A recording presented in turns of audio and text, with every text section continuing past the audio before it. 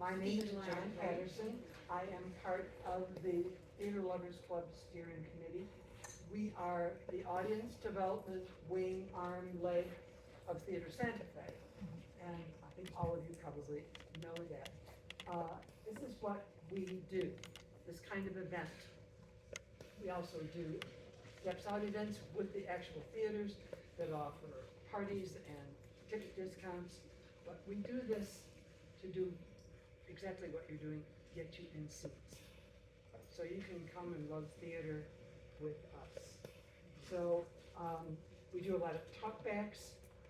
We do a whole lot of other things. Now, there's the magic card. I put some out on the desk, and I have a whole bunch of them. It has the famous QR code.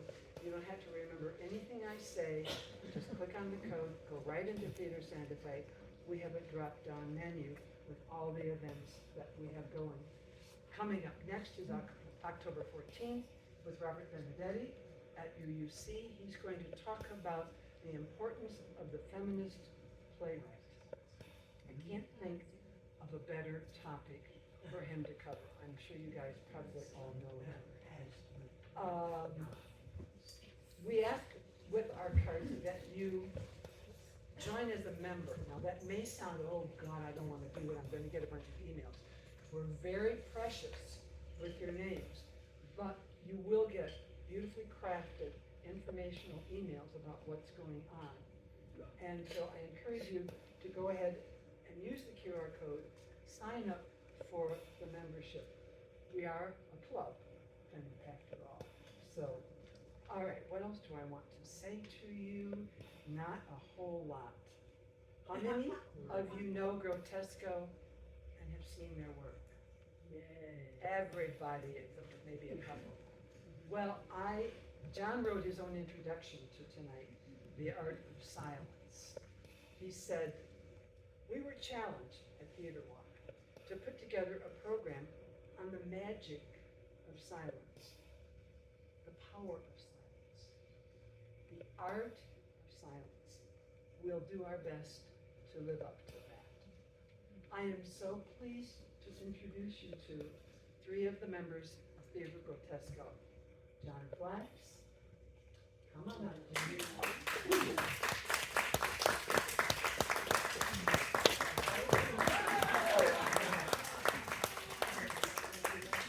Koppany Pusztai,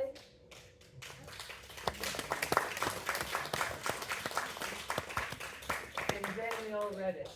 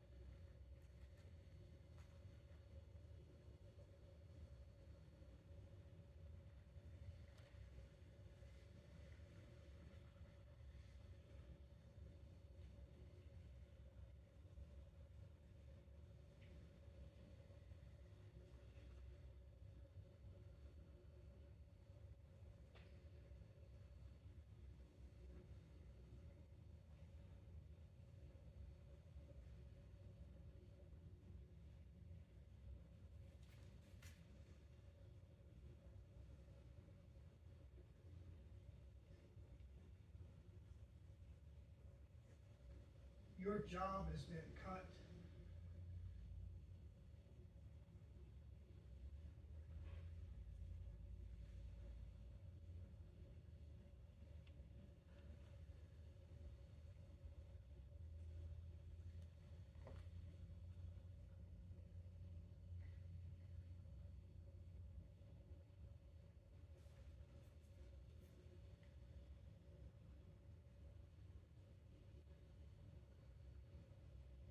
You expecting an apology?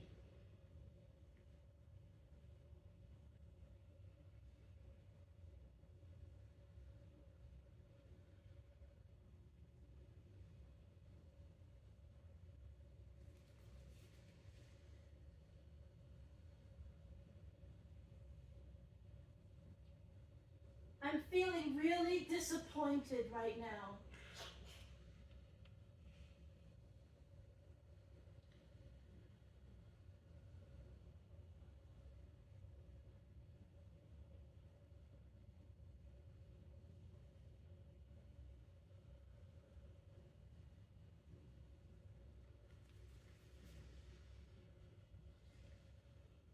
You know, we could hang out a little longer if you want.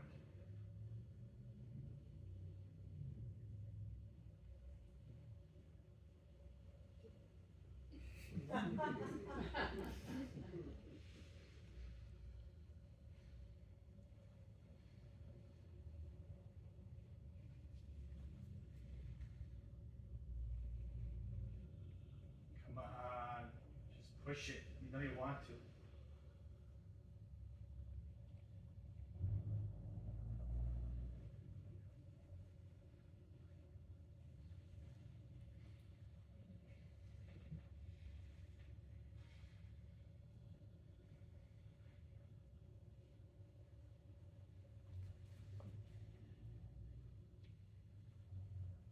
Are you sure about this? I'm kind of nervous.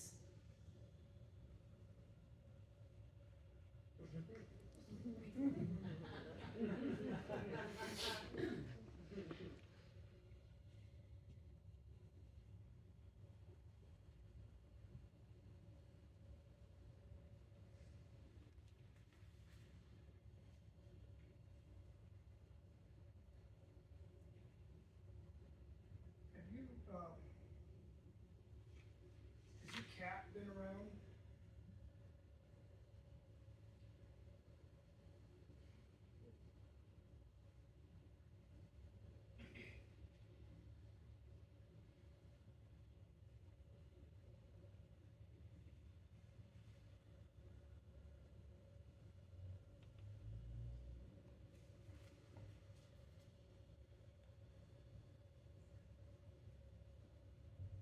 You know, they came by asking about you today.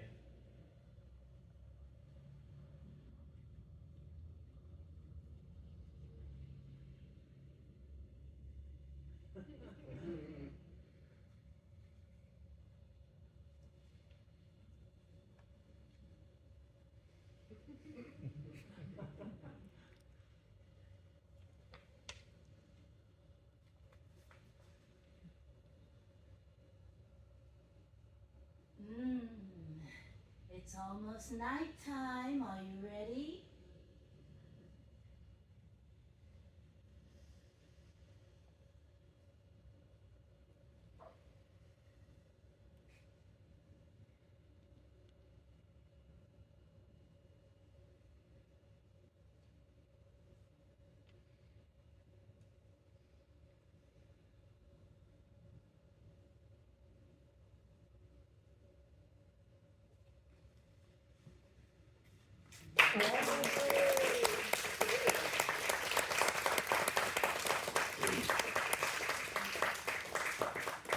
So now's the part where you get to talk.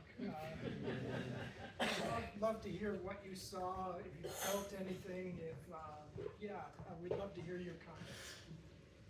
Yes, Ms. Patterson. I wanted to join you.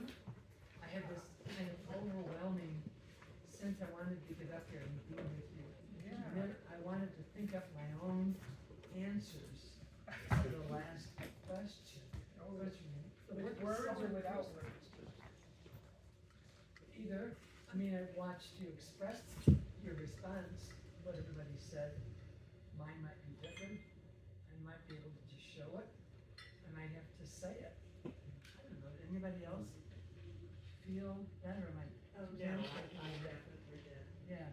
John, when you all create a series of discrete scenes like this, does it start in your head? Do you do it all three of you together? Where's the ideas come from?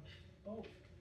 Sometimes it's someone has an idea, and sometimes it's just it's just like dirt, and we say, well, we got this dirt. What do you guys think? Yeah.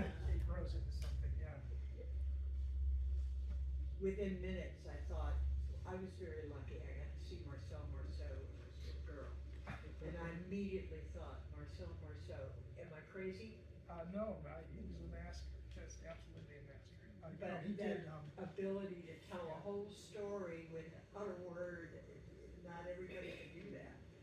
we actually used a number of different styles in this, whereas Marceau did one style and he did it exquisitely.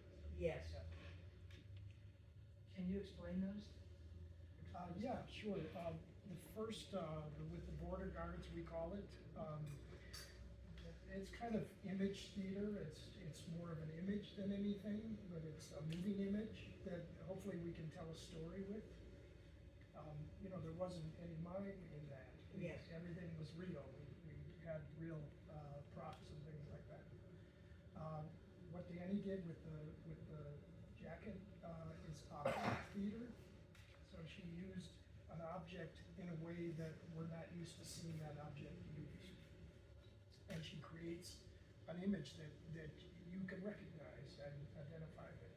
So that's object theater, which is a fairly new style. What was next? Koppany. That's an old, that actually was mine. That's back there. And beautifully done, I could see the gun. Thank you. And then we worked with the white masks. Those are ball masks. They're from Switzerland. They were used in Mardi Gras first, and then Lecoq, who I studied with, found them in the 50s and brought them to the stage and painted them white, and that became the whole style. And then in the end, when we were walking forward, that was Greek tragedy. That was the tragic chorus. And then when we were looking at the gods, by the way, and when we brought our attention down here, it became more of melodrama.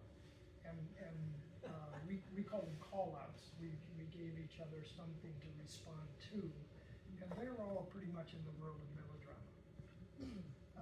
Not Snidely Whiplash melodrama, but think silent film melodrama. Yeah. Are the call-outs predetermined or are they spontaneous? Both. So the prompt for us, the prompt was to each of us go home, write down a few call-outs, remember as many as you can, and then when you come into the room to do it on the day, you just say one that is on the list, whichever one comes to you first. Or you make one up. Or you can make one up on the spot, that's also allowed. You had a question. Yeah, I did. The acting is so phenomenal, and I'm curious as to whether you feel you can create a character better when you're speaking or when you're silent, or is it just two very different things? Gosh. I think in American theater, proscenium theater, it starts with the words, right? And then comes the blocking, and then, you meld the two together to create a story.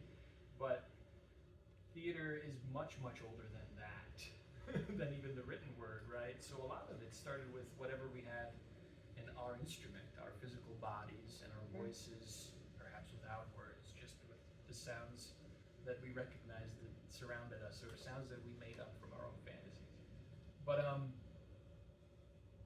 my perspective is that you can learn a lot from the words, like the relationships and all of that, but individually, you don't really get to know a character until you just inhabited them without any words. Just like in everyday life, you wake up, you brush your teeth, these routines that we all do in our own ways. Each character does that differently, and maybe sometimes the words get in the way of that, and that deeper discovery. So it just depends on the style you're attacking. Yeah. If you're working with David Mamet, you wanna know your words, right? Although he's already treating you like a pawn in the game, so you should get those words right so you don't get any extra whiplash. But if you're working with Grottesco, then it's all a game and it's all optional.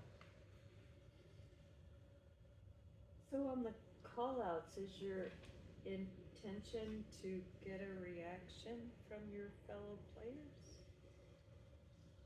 Yes. Yes.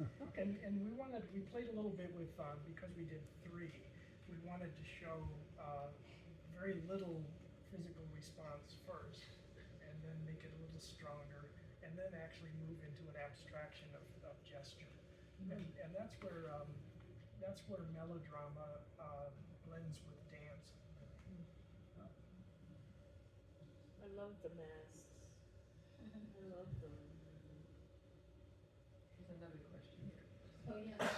I'm just wondering, would other theater directors start with, have the actors not speak and do their characters just physically without words? Is that something that people do? Yeah, a lot of devised theater will be that way. So you're working with a close-knit ensemble and you're starting from scratch. So you're spending every day together building block by block. And it doesn't always start with the words. Sometimes it starts with the physical prompt. Sometimes it starts with a vocal prompt. Sometimes it's just an inspiration, whatever you walk past that day, right? But, the theater we are used to, it usually starts with the script. So these are all the explorations of other times where, perhaps the words weren't as important. Yeah, question, Suzanne. I was just thinking, I was watching all 3 of you, and you used every parts of your body, but especially your face, and all of your face. John particularly, you riveted me a few times, but that's part of the whole training, because that's not something I'm used to, seeing the physicality, so, but I guess you have to, because you have the words, is that right? Is that the point, or am I missing? Well, it's I mean, if we just stood up here and said a bunch of words, the audience knows whether you're telling the truth or not, basically. And they see that through your body. Is your body supporting those words that are coming out? And to make that happen in like a Shakespeare play or something like that, it's a huge work. It's huge to make each word true and read. And especially now, if you're going to take an old play like that, where people could spend the whole evening watching a play, now the attention span is like this, so it's different. So we kind of race through it, and you get the words out, you sound good, you got a good voice, you got a nice costume, and away you go. We find, think about this, this is something that I've been thinking about, is that with the words, usually, we're in our heads, we're working with ideas, right? And when we don't have the words, we're working more with emotion. So you get to see the body and how it responds honestly to what it's been given. Hopefully it's honest, yeah. Got, Gail. During the call out, there was part of the time, John, where you had your backs to both of them. How did you know when it was you who was supposed to respond to the call out, like was coming from Koppany, instead of Danielle? And how do you keep from both doing something at the same time? We rehearsed it. Oh, good. Okay. There's the turns, and it's in the order, and that's an interesting thing, because the transitions are super important, really. Sometimes if you got good transitions, the scene doesn't really matter. That's a bit extreme, but that we were clean with that is critical. Yeah, and then anything can happen, really. It's music.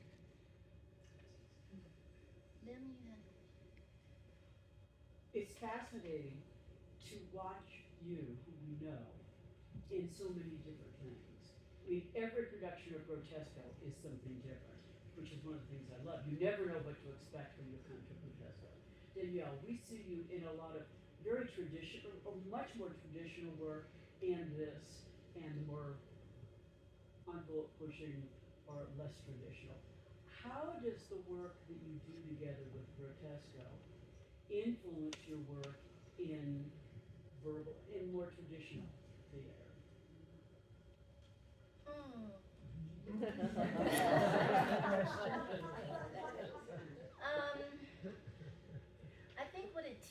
me is how to find freedom within the constructs of getting a script. So I can get a script and I can find places in it where I can explore different things for myself. So I'm going through this really traditional script, but I'm working on it in other ways. It just gives me a broader spectrum of exploration with more traditional work. And I'm thinking about how the involvement, like the full body, full mind involvement that sometimes gets lost in traditional theater. There's not as much physicality, so sometimes. So yeah, so it just helps me broaden the exploration in other work. I learned improv from Quinn, and his rule was always give your partner something to work with, which is a tough rule when you think it's a competition. How important is that concept in the work that you guys do? Pretty critical, yeah, and we call it passing the ball. So part of it is when we improvise to create a scene or something, you have to let your partner know that it's their turn, and you do that by passing the ball. So you give them. Do you do literally, can that be part of it? You know, Or is you it? can, or you can do it in the way you deliver a line, or, you know, there's a lot of ways to do it, but the more you can let them know that it's their turn, the smoother it's gonna be. It's kind of a life verse. Well. Yeah, but And a trust develops. You know, you Yes. get a sense and a trust that you know, and out of the familiarity of working together often. So you kind of get used to each other. I wanna, oh, go ahead. I have one with the masks. What I thought was so interesting about that is that they are so ambiguous, and the only way we could interpret it, obviously, was through your physicality, but we couldn't see the face, which is the most expressive part of the body. And one thing I thought that was fascinating, but the other thing is, what is the most challenging aspect of working with the masks? Seeing out of them. Yeah. Really hard to see. And again, like, Breathe. they don't see, when they're sitting this close, they don't really see each other, Yes. right? So it really is about them practicing and working together as an ensemble and feeling when it is time to move on to the next phrase or movement. Now, They're you sometimes still, called larval masks, because they have very little expression, if any at all, so it's up to the body to make it live. But watching them, you saw a lot of expression. Yeah, Yeah. that was our bodies working. Wow. And you're Congratulations. engaging your Yeah, mind. I thought I saw the eyes move once. And also the masks kind of have a slight caricature to them. Yeah, That yeah, helps. yeah. all right, The other thing that I realized as I was watching is how graceful the performances were, and I thought, you don't see that often in traditional theater. They're moving so fast, talking, set, etc. But just the gracefulness of every movement that you did was just wonderful. So with the intricate set that you prepared for us, why does your chair have 4 white hoofs? Well, this was probably used in another show, and we needed it so it wouldn't slide. Yeah, I just wondered, could you talk about your process of how you create your show? You know, it depends. Sometimes we'll start with a short story. Sometimes it's a style that we want to explore, and then after we start working on it, we'll start to figure out, well, what kind of story does this style demand? So that all fits together. It's let's see. I can't think of a good metaphor, but other times we'll start with nothing, like pie, and we'll just sit around the table and people will say what they're excited about or drawn to right now, and then eventually we'll say, well, here's some recurring themes. What would happen if we did that, and a story will emerge later. Usually when we're working like that, the text is the very last part of it. So we might work months before we get to a text. And the text will start pretty rudimentary in that we know in this scene this happens with these characters. Let's see what that looks like, and let's find stuff, and we'll sit down and we'll say, oh, that was a great phrase, and that interaction is starting to work well. Those characters are working well. Let's develop that. So we'll go back and forth from being on our feet to writing. It takes many months, but that's the process, I guess, or the different processes. Short stories easier, but yeah. What's easier? Working from a short story. Starting with a short story. It can be easier. It can also be more challenging in a lot of ways to go from literature to physical stage. Is silence underrated in a spoken word play? In other words, are playwrights shy? I'm going to ask Rick. Are playwrights shy about using silence and movement? Is that threatening? Is that uninteresting? Right there. Well, I'm just thinking, Well, I have an observation around that. I've often questioned how much regard playwrights have for actors when they're writing a play. Like are you thinking, do you have a general trust of the acting craft that you can allow for fewer words? You know, some playwrights they write a lot of words, and I think it can take away from what the actor has to give. You know, and so sometimes I think there's a disconnect between the two. And I often, I think that playwrights should, dabble in acting, dabble in directing. Take a class. Workshop. So, and sometimes you can tell when you're reading a play and working on the play that this playwright has the, yeah. No names. I know you do some educational things, and I'm thinking, as a longtime teacher, this is even more necessary now, when so much communication is, texting and, looking at your keyboard, and it seems as we're becoming less and less physical as a communicating culture. Have you had any experiences using this with teaching or with young people to help them come out of their screen model into a visceral self? The work I've done with young people was pre-screens, I had young high school. I mostly worked with high school. They took to this stuff in spades. I mean, they could do beautiful things with this. I had a high school kid that did a similar piece to what Koppany did, and it was stunning. It was beautiful.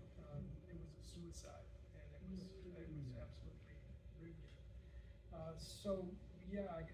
But this was all pre-screen. So getting students away from screens is another deal. You work at MSA. Yeah. Name it.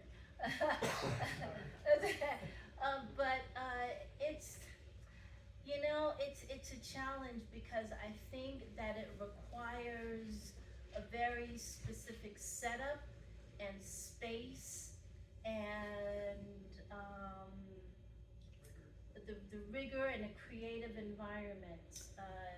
It's even more important now than pre-screen days because it's harder to cut out the noise. than it used to be. Because even if they don't have their phones, there's still noise and attention, and yeah, it's interesting. Yeah. I- Time is one of those things where you can't seem to have enough of it, even if you find it. Yeah. You know, and that's like a mindset that these young kids are just constantly exposed to. There's no time for anything, because this is the time for this is the time for this, moving on and on and on and on, and you always have to have something to fill your time. And unfortunately, most of the time, those things filling you, that you're just wasting it. They're wasting it, and they're not doing you any good. So to get them in a room with a bunch of other people, just to share a space physically with, you know, no expectations, I think would do them a world of good. I'm just wondering, like, your jacket, see, how did you create that? Do you start with an idea, or do you start with the actual frock? Well, that particular piece was something that's, it's kind of a Grottesco staple. So, yeah, I just, You're digging in the grab bag. yeah, like, Well, what is so that? how do you think it started, though? How did, you know, with object theater, it You know, seems it's like one of those more things about the where we object. wanted to explore the style, Oh, and the style is object theater. So, a coat is an object we all know so well. What can you do with it? And then, once a baby was created, what kind of scene makes that interesting, that doesn't need text? Yeah. How can you establish a relationship? Classes? Classes, yeah, we're kind of in a holding pattern because our rehearsal hall is a junk store right now. Yeah, we're down at the outlet mall, and there's a new owner, and so we're on borrowed time, and we know we gotta get out of there. And we've got 42 years worth of sets and props and costumes and lighting equipment and sound equipment, and so we're trying to get it as small as we can, and we've carved out a little tiny space where we can still rehearse if we do real small things. But for a class, you need a lot of room. Yeah, so we're on hold for a while for classes, unfortunately. But you have a mailing list out there. and Yes. What do people get for that? And what's up next on your marquee? Yes, well, we have a mailing list and we don't abuse it, but if you want to be on our, we'll send you newsletters with updates of what's going on, classes, performances. We're going to Chicago with the show that we did in May here, in November for a week. And how do I put this? We're trying to raise money so we can do another show in the spring. We've gotten to the point, and I'll be very honest with you all, where finances have been so squeezed that we can't just say, yeah, we're putting up a show. We have to say, we have to raise this much money in order to put up this show. So, you know, if you have any money left over after you've given it to the politicians, think about Grottesco. Is that the anti-ice production that you're putting together? It's action at a distance. Yeah, and we expect to have support from ICE. They'll be down selling tickets, handing out popcorn, making popcorn, all of that. Yeah, and if we bring the border guards, the guns are already there. We might even teach them how to do it. Anybody else got something else they want to know? I'm just really impressed with how much part of the work you are. I mean, I know the three of you, but you're there and you're so comfortable in that. How long have each of you been doing this kind of physical theater? I'm the green one, so I've The only kid. been here since 2018 with that Oh, story, that's stuff like this. 7 years. 7 years is a good time, but you can, I mean, there's always more to learn, and you can spend a lifetime practicing this. And that's what Grottesco has done, is they've spent their lifetime almost just playing with all of these styles, combining them in different combinations and seeing what the hell makes or comes of it. So I feel very lucky to be here 7 years, and I'm used to 7 more.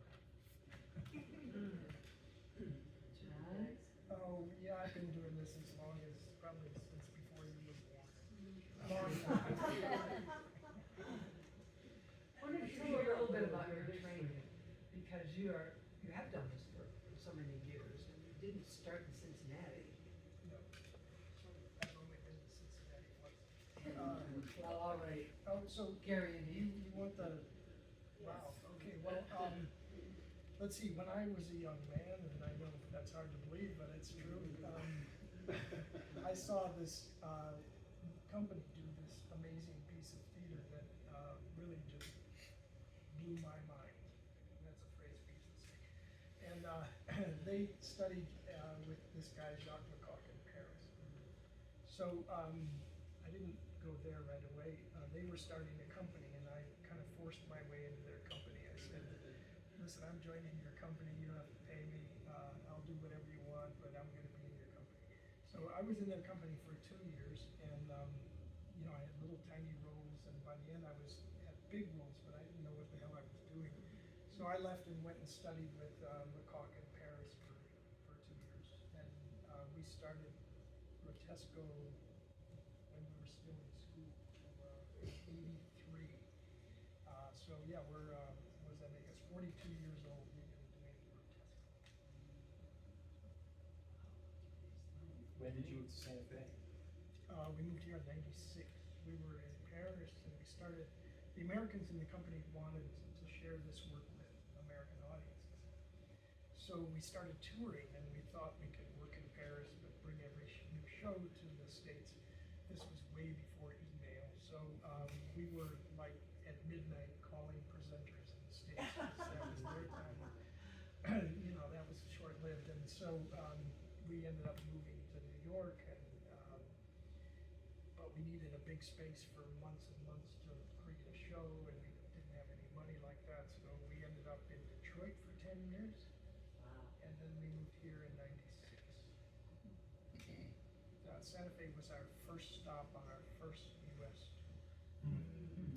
Well, you mentioned that old video that's on YouTube, the name of it. It is amazing.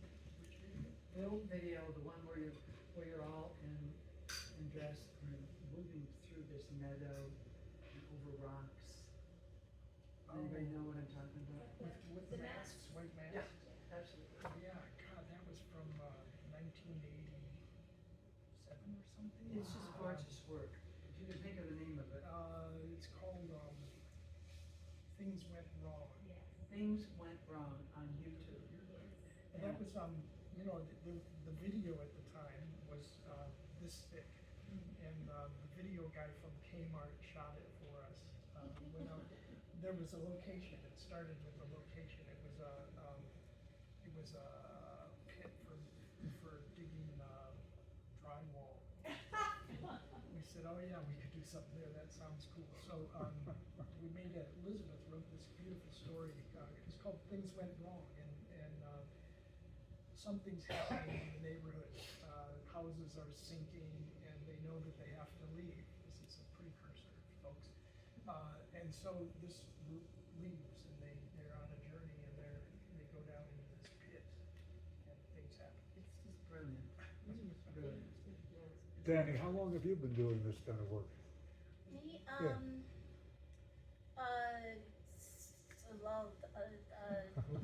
Okay. Yeah, I did my first starring role in 4th grade. So I was, 10 years ago. So yeah, 4th grade, and just, you know, theater, they must have written something in my transcript that was theater. I don't know, I stuttered really bad when I was in grade school. So 2nd, 3rd grade, I was like not really talking a lot. So by 4th grade somehow, I don't know, I was cast as Get Feisty Love. I'm dating myself. I don't know if you remember, there used to be this TV show about a black woman detective called Get Christy Love. Yeah. And Teresa, something, I forget her name, the actress's name anyway. But this was a spoof off of that, Get Feisty Love. And it was amazing. I could just remember my lines and speak them. Yeah. And not stutter. Right. And then the following year, I wound up at another school. This was New York at a certain time where they were closing schools. And I had a teacher who taught Shakespeare. So I did that scene with Catherine and Petruchio, me and this kid Steven, like infinitum. And she worked with us with the iambic pentameter, it was physical. We were doing that on the subway, in the library, you know, but it was great for me because the breath, the breathing, and knowing what I'm going to say, and singing in the choir in church, the stuttering just went away, and I just kept doing theater, and that teacher helped me get into performing arts high school, and the rest is history. And when did you join Grottesco? The early aughts, what was that, 2000? Even before '90s. No. As soon as she landed, we grabbed her. Yeah. Yeah, it was, shorts, maybe in the shorts. Yeah, that was 99 or 2000. 2000. Cool. Who's presenting you in Chicago? The facility. Facility theater. Nice. We lived there for some time. Anybody else? You know that empty Big Lots in Joanne's Fabric? What in the hell's going on with them? Last time I was there, I was shooting for an episode of a TV show. Really? Well, it's a good space for it. Yeah, they built like a whole soundstage or a couple in there. Yeah. Embers. Okay. The new Embers. Right. They did that in the Kmart too, next to. Uh-huh. I had this vision of a Greek chorus, just doing the Greek chorus, because I've done it with you a couple of times. And it is kind of magic.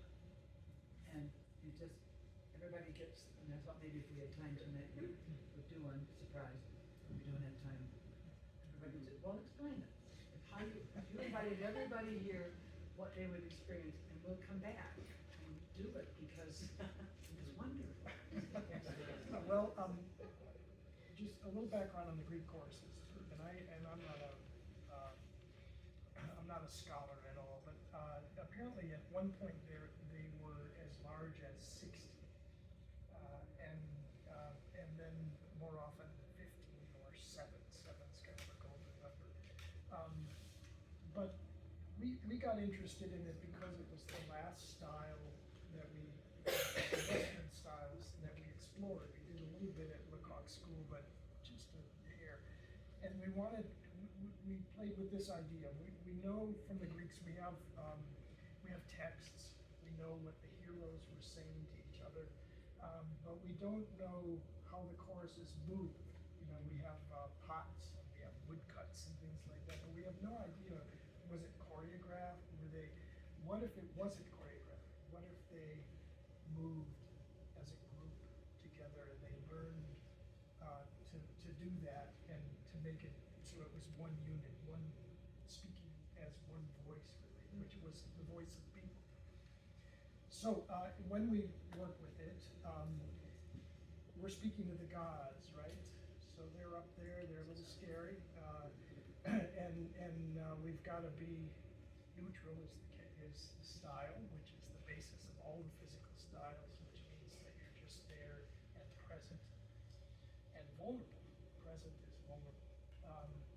So we work on just walking towards them as a group, so you're sensing the group around you. And yeah, we could do it with 40 people, but another night, I guess. Another night. Yeah. And if you want to donate, you go to theatergrottesco.org. Yes. Am I right? Yes. And you take credit cards and cash. Checks. Whatever. Keep it on file. Yeah, Anyhow. but we gotta eat. You gotta-